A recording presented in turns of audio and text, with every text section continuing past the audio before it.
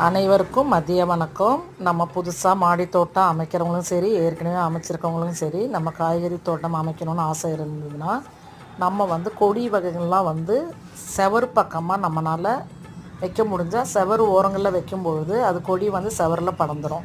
அப்படி நம்மளால் செவரில் வைக்கிறதுக்கு விட நமக்கு பந்தல் அமைக்கிறதுக்கு வசதியாக இருந்தால் நம்ம குச்சி வச்சு கூட பந்தல் மாதிரி போட்டு நம்ம கொடி வகைகளை நம்ம சரி பண்ணலாம். ஒவ்வொரு செடிகளுக்கும் இடையில் இல்லை செடியை சுற்றி பூக்கள் செடி நிறையா வைக்கணும்.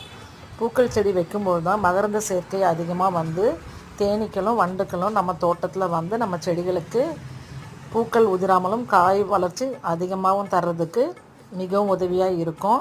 கண்டிப்பாக நீங்கள் காய்கறி செடி வளர்க்குற அத்தனை பேரும் பூக்கள் செடிக்கு நடுவில் வைங்க. நிச்சயமாக நல்ல வளர்ச்சி எதிர்பார்க்கலாம். Thank you all. சப்போர்ட் பண்ணுங்கள், சப்ஸ்கிரைப் பண்ணுங்கள், லைக் பண்ணுங்கள், கமெண்ட்